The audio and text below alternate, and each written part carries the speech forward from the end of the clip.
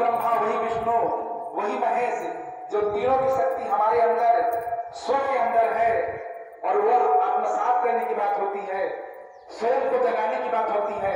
और ठाकुर जी को लेकर के चलने का मतलब ही है स्वयं से स्वयं के लिए जागृत होना, स्वयं से स्वयं के लिए जागृत होने की स्थिति को ही ठाकुर जी की सत्संग कही जाती है।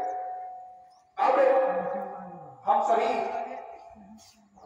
जो सत्संग रूपी गंगा में गोता लगा रहे हैं, इस भजन के साथ में आनंदित होंगे।